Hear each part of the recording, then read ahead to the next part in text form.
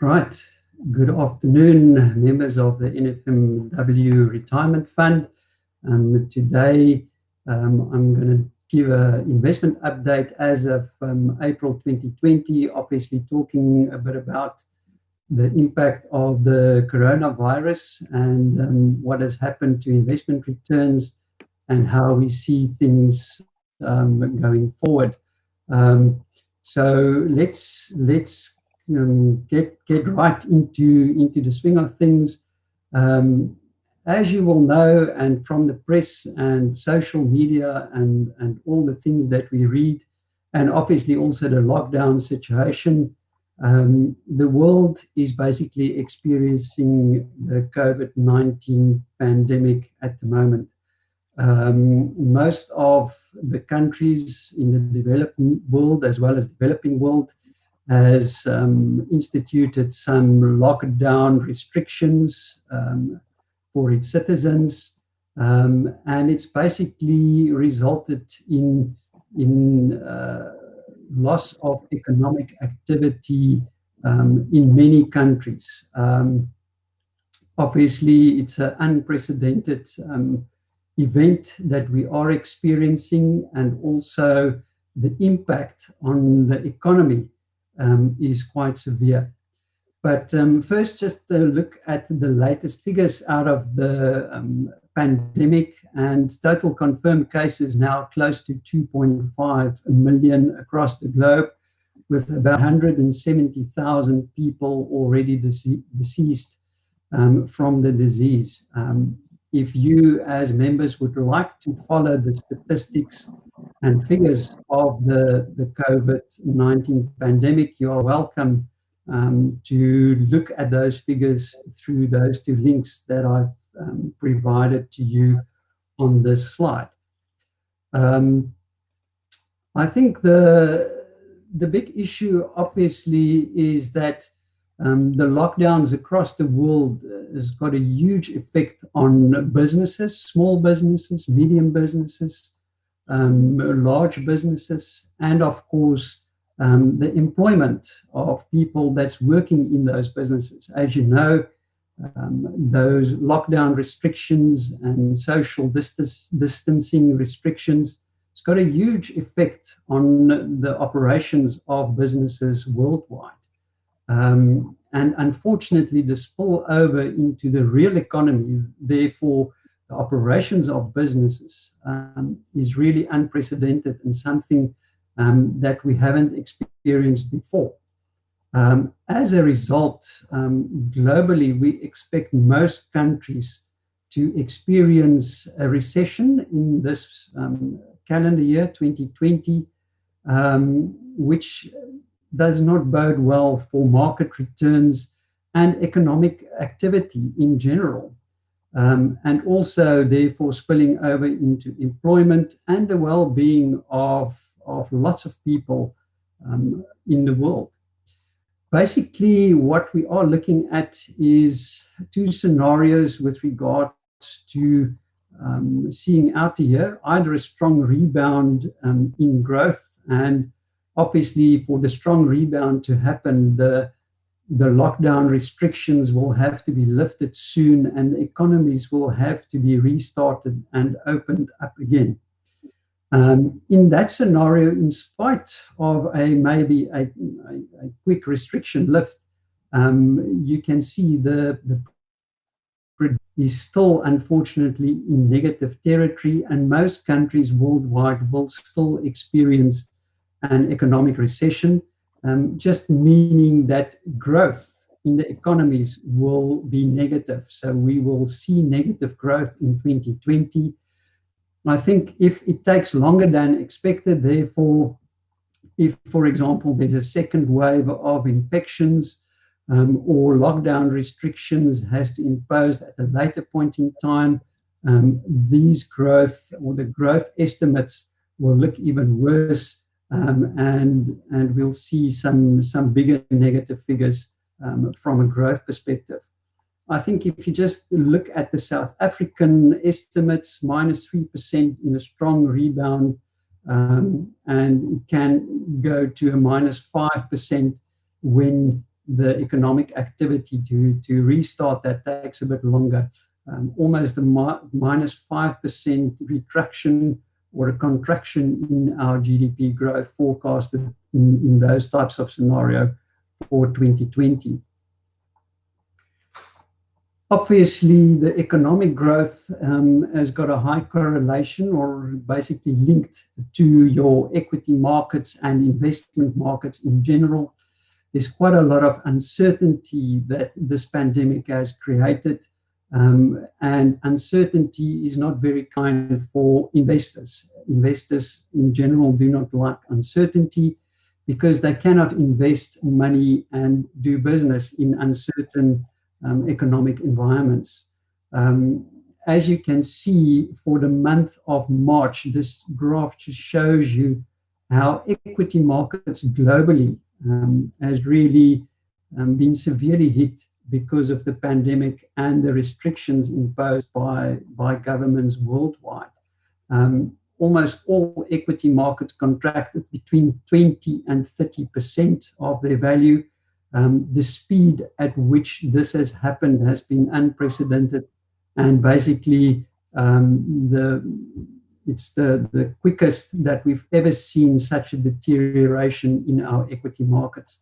I think the good news is that we have experienced a bit of a recovery in April, and I'll talk a bit about that a bit later on.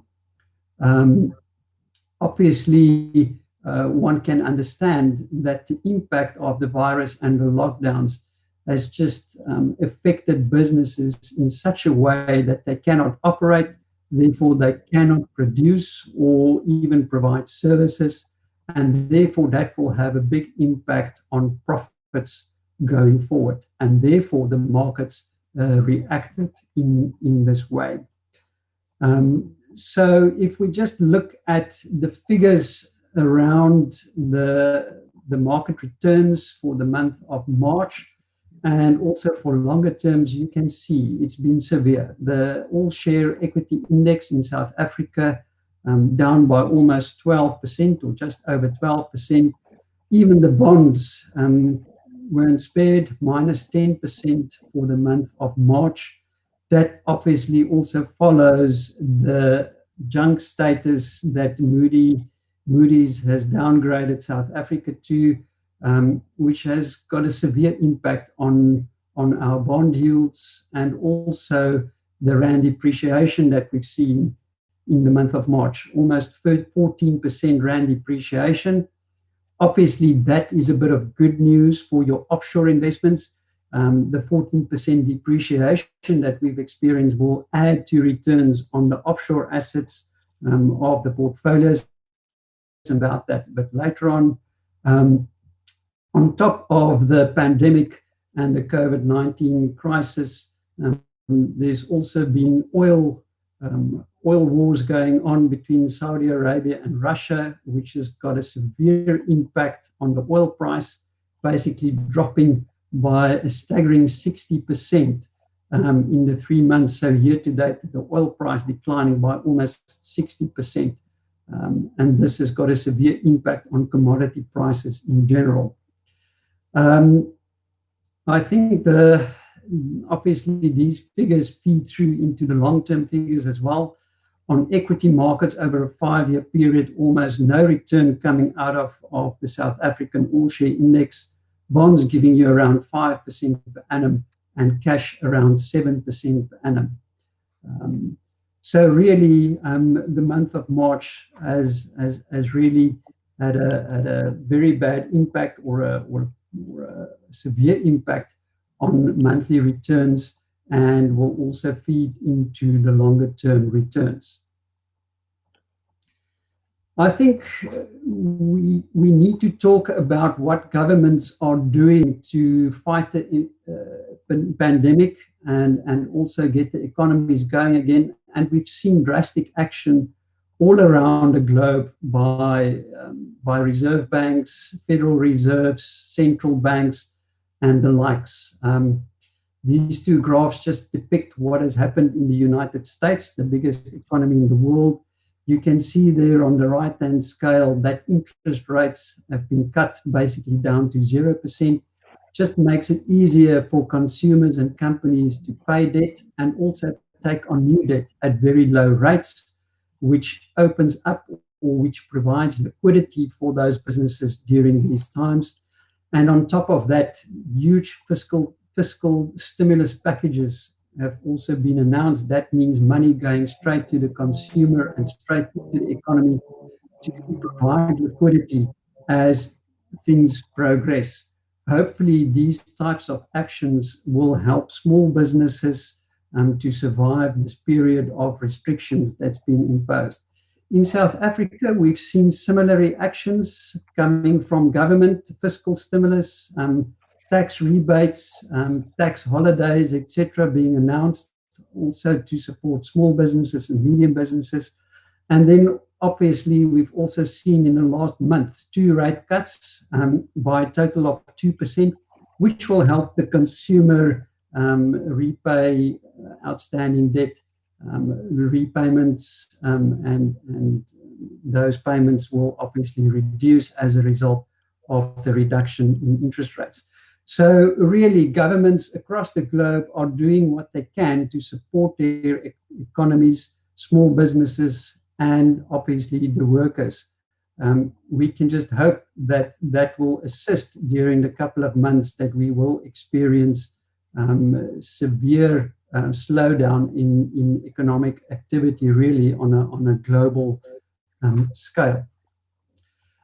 So just in summary, in terms of what we've experienced, we know that global GDP is in decline. We will record recessions probably for all countries in 2020, no matter really whether it's a strong rebound or a slower recovery. The figures do not look good for any type of economic growth anywhere in the world for 2020.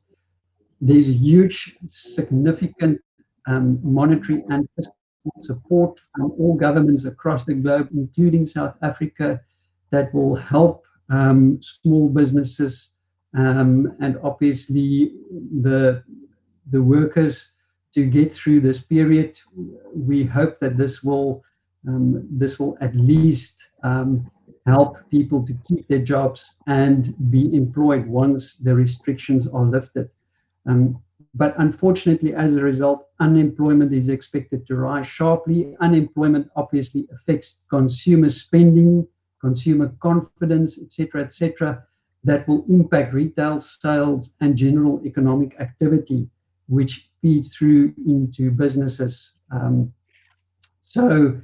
The scenario where a quick recovery will happen is one where a vaccine, for example, will be found to alleviate the pandemic and its effects. We can hope that will happen soon, and that obviously will result in a quicker resumption of normal economic activity. The lower oil price, which I briefly touched on, has got a bit of an advantage in that inflation pressures will not become come into the economy as yet. Also, because of the unemployment, there will not be price pressure from goods and services for some time. So we can expect inflation to stay low, which is obviously a bit of good news for the consumer. Unfortunately, South Africa entering into a recession is not very good news. We already have a high unemployment figure, and we were entering a period of fiscal deterioration, highlighted by the fact that Moody's also downgraded our credit rating. So recession in general for South Africa, not good news. I think the positive that can come out of this is that policy implementation and economic transformation will have to be fast-tracked to get the economy going again. I think there's a couple of risks still around. I think the big problem and the big question that's still around is whether there will be a second wave of the virus and the incidence of of the virus, and how governments across the globe will deal with such an event. What we really don't want to see is entering into another lockdown period. The markets will definitely not react positively to news like that. Um, I think what could happen is that there's a risk that companies and small businesses out there and medium businesses could struggle to cover their debts and pay their loans, which could result in some type of credit crisis. Hopefully, the stimulus that's been announced by governments will have an effect on those businesses where we won't see a full-blown credit crisis coming through the financial systems. Um, Thirdly, social unrest. Yes, I've put that down there. I think with lockdown restrictions in place, unemployment going up, this is a risk that needs to be addressed by governments. Obviously, a very difficult situation to deal with as to how they will lift restrictions and get the economy going, as to get the people that's lost their jobs and are really struggling out there back into the workforce. So those are the risks that we need to be aware of. So I don't think out of the woods as yet, but hopefully things will turn for the better once a vaccine is found and once those curves are flattened in terms of the incidence of the COVID-19 infections. I think for the fund and its portfolios, we've covered this topic before.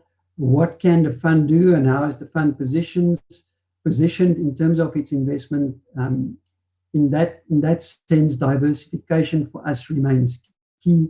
That just means that we don't put all your eggs and assets into one basket or into one asset class. We've seen the downturn in the equity market.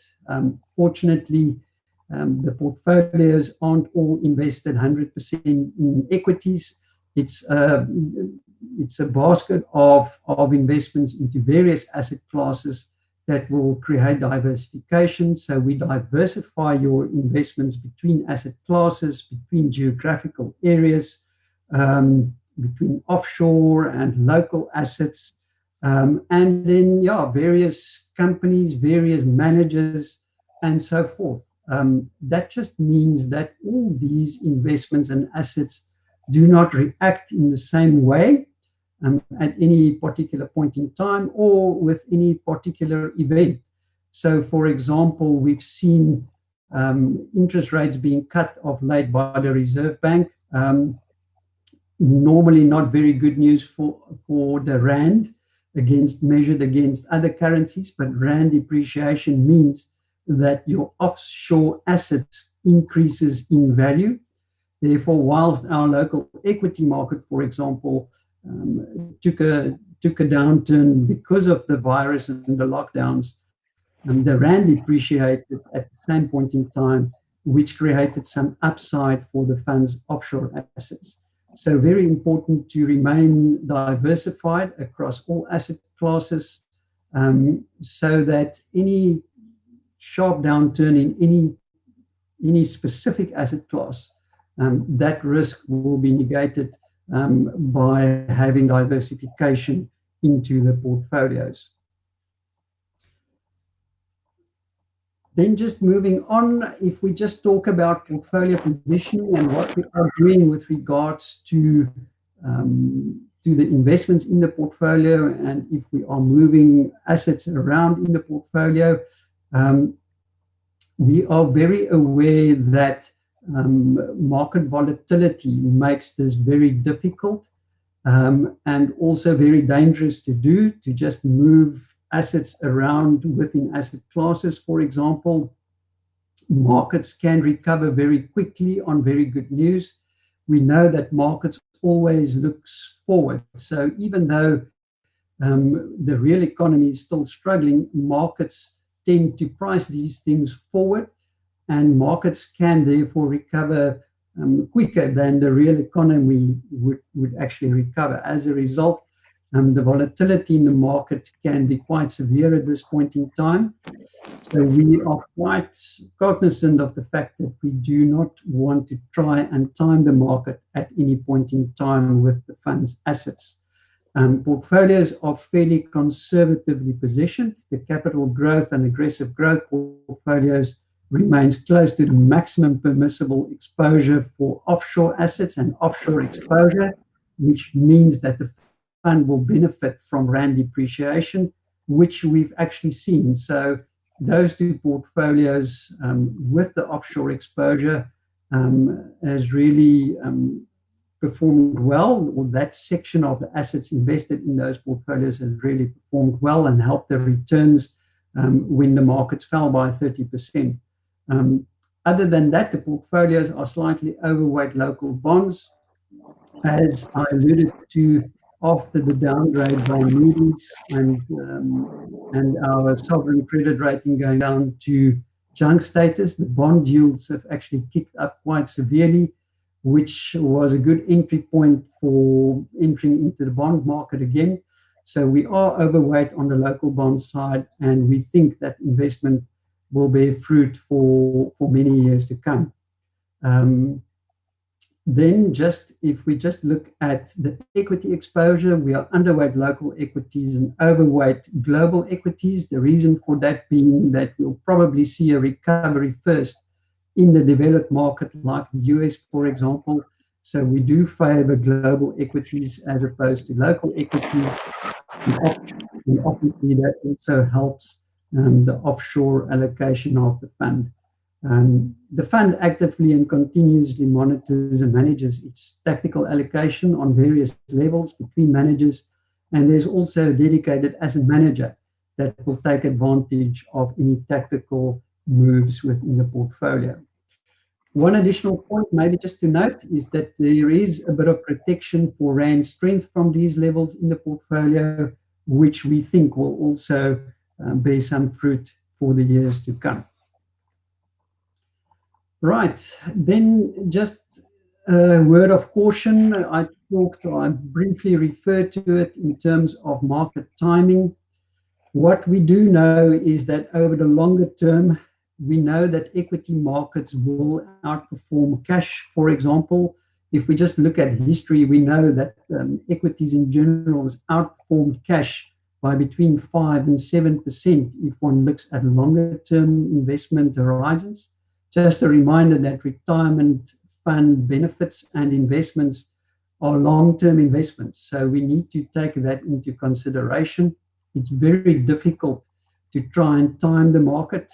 As I explained, in times of volatility, it's very difficult to make the right call in terms of that. So for us, it's important that we stick to the long-term investment strategy of the fund. We know the market will recover. It may take some time, but over time, we know that the portfolios will deliver the stated investment objectives.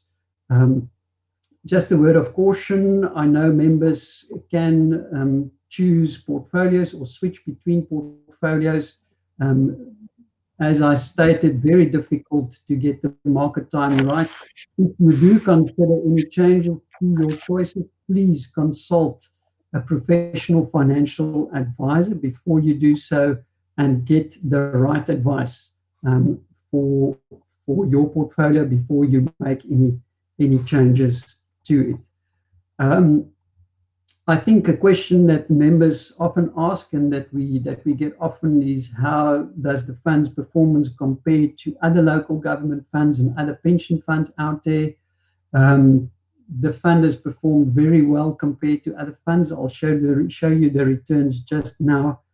I think one thing just to be aware of, be very careful when you do compare your fund values and returns to other funds, other local government funds. There are many factors that influence such a comparison. You can read through those on this slide, but it's very difficult to compare just between your colleagues' fund returns, as you probably won't compare apples with apples. But to give you a sense of the returns of NFMW compared to other local government funds, as always, as we do report these figures to you from time to time, you can see that the NFMW fund on the aggressive growth, capital growth, and stable growth portfolios have really had it's got a very excellent track record, even going as far out as 7 and even 10 years, where the fund has really been the top performer in terms of local government fund returns. 5 years giving you an annual return of around 8.3%, 7 years 13.7%, and even the 1 year figures looking very good compared to other local government funds. So even though we know that the markets haven't performed well relative to other funds and relative to other balanced funds, even in the retail industry, the NFMW fund has really got a very excellent track record.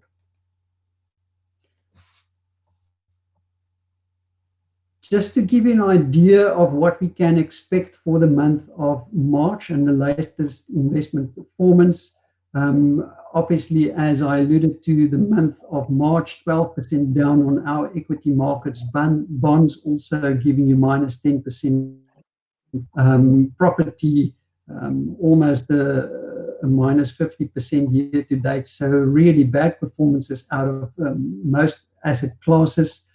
Therefore, we can expect, and we did see a sharp downturn in the returns for March. A 1 year return figure for your stable capital and aggressive growth portfolios around a minus 10% at this point in time. But do remember that your retirement funds assets are long-term investments, and we know that the portfolios are well positioned to still reach those investment objectives over your working life and give you a good pension at retirement. And so over a 5 and 10 year periods, still quite in line with inflation and reaching those objectives hopefully over your longer terms.